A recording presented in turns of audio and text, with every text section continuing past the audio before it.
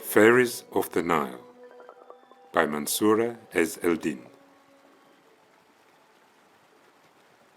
It all begins at the time of Friday prayer. The woman, who lives in the stone house hugged by the Nile, next to the mooring, has been hearing mysterious sing-song voices. At the beginning, she thought they were songs she knew. Then she realized that it was more like words being sung in a language she didn't understand. She comes out of the house and catches sight of what looks like white smoke swirling between the aged camphorwood trees.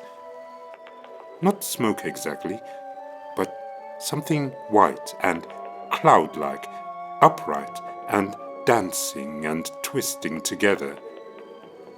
When she peers hard, she sees the translucent white forms turn into phantom women, whose bodies revolve and intertwine sensuously. The voices grow distinct and become sweeter, more seductive.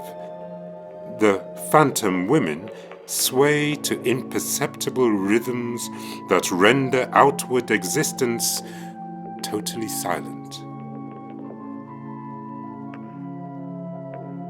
A silence that is listening to this music of unknown origin.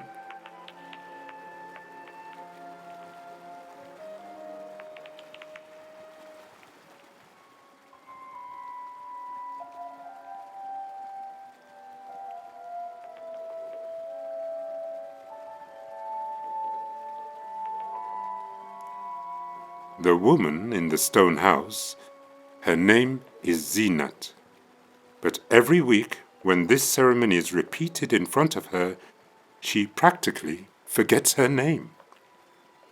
And her mother and father and even her husband, who she knows will accuse her of being mad if she tells him what she has seen.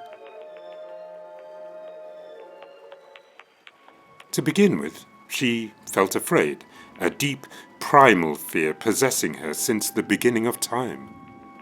She's always afraid. Subsequently, she starts to come up with reasons.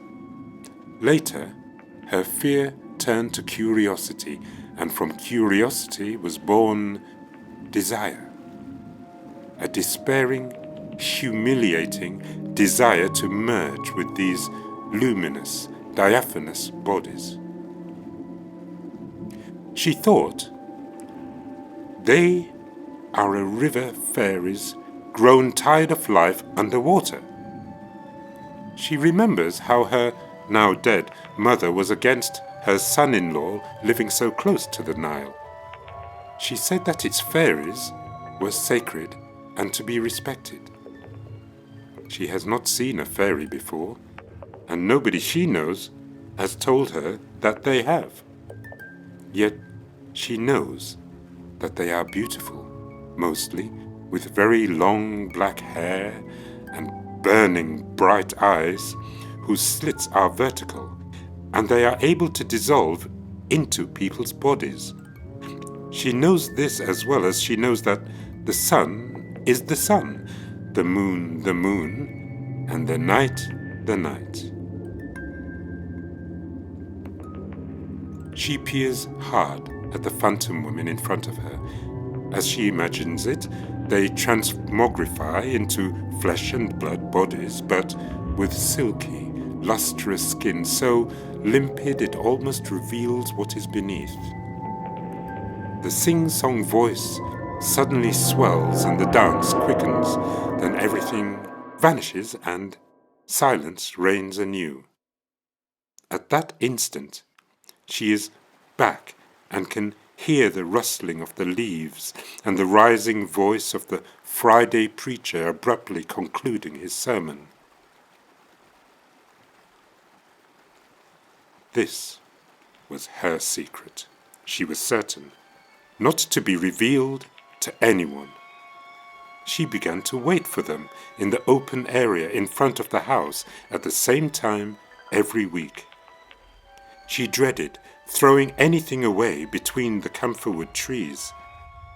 Every day she swept the ground there and sprinkled it with water. Then she decided to add drops of rose water as well.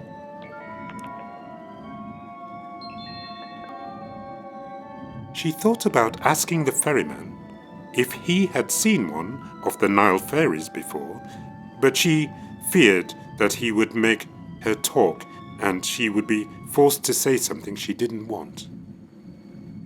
She doesn't trust herself to keep a secret. As soon as someone asked her a direct question, she would reveal every detail, the significant and the peripheral.